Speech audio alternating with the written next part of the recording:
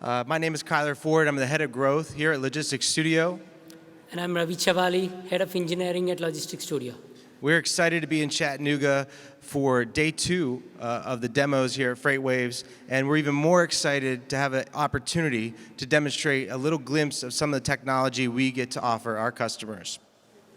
For some context, Logistics Studio provides dedicated development teams, digital solutions, and automated workflows for some of the largest supply chain, transportation, and logistics companies around the world.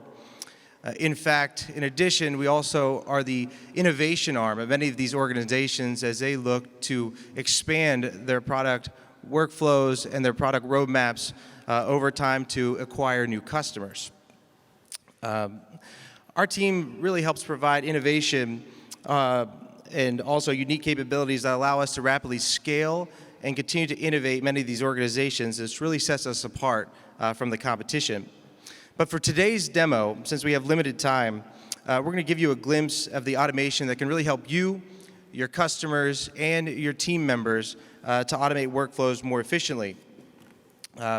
Since all of us get so many emails on a daily basis, we thought this would be a good use case to show off our Seamless Assist product, which in this demo, Ravi is going to automate hundreds of emails within a matter of seconds, and he's going to extract, categorize, ingest, batch, and put these emails in different buckets so that they can be actionable for everyone at your organization.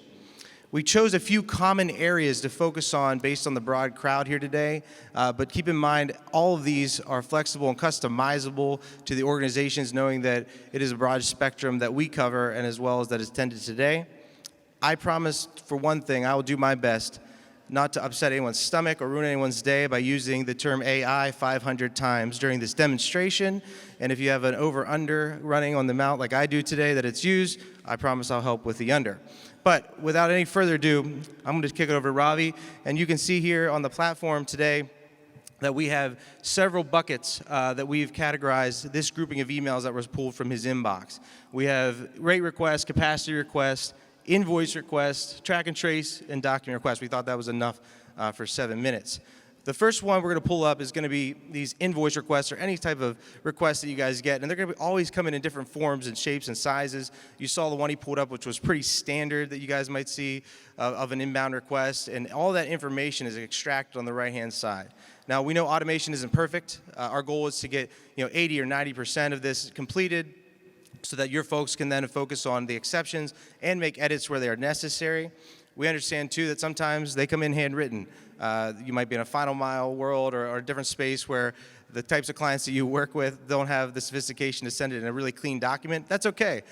We can extract that information as well. And know that it's not perfect, and know that even when it's not legible, we're going to have to go in and make some changes and exceptions. The good news, though, is all of this information, everything that you're seeing, can integrate to any of the systems that you guys have implemented at your organizations or integrated to. So it doesn't matter what the TMS is or if it's API, EDI, it doesn't matter. All this information can be sent over there instantaneously to your system, and you're seeing as we speak, Ravi is making adjustments to some of this information that wasn't correctly pulled when it was sent over. So we'll continue to look at some of these other documents that are coming in, and you see there are a bunch in his inbox, and they're coming from everywhere and anything in between, and the email is recognizing what types of documents that they are, because I think that's one of the most important pieces of this, is that you're getting all sorts of stuff and all sorts of people, and some of these organizations that are here today get millions of emails a day, and it's really hard to decipher which are what. So as you see on this one, for example, you're getting rate request information, right? Pretty typical. The ability, number one, to automatically respond if you have the appetite for it. But if you're a little bit more cautious and you want to make sure before that automatic rate request is sent back, or if there's a discount that's honored, we can set up workflows. That way you can pause those, and there's final verification for those before those go out. So real practical use cases that you guys are dealing with on a day-to-day basis, whether you're non-asset, asset, brokerage, supply chain company, it doesn't matter. The other one that comes in a lot, in addition to rate requests, are going to be your track and trace requests. Ravi, do you want to go to that one? We know there are a lot of great tracking providers out there in the industry, and they make great UI that are supposed to be utilized by our customers and internal teams. But the fact of the matter is people want to know where things are, and they don't like the frequency sometimes that they're giving that information. The good news is they can send a track and trace request to us. We're able to send that information back and pull it from those other sources automatically so that we don't have to get on a phone call or call the carrier. It's really seamless, as the name insists. Do you want to go over to capacity? I think, in an area where capacity was super hot over the last couple years and kind of died off relative to the market, we still are getting these capacity requests in a lot of various forms and formations, right? They're coming in Excel spreadsheets, they're coming in data clumps that all go together in terms of all the different states that are combined. We're able to extract all those and put them in a really neat format for you so that your folks can go in and take a look at each one of those individually and make decisions for your business.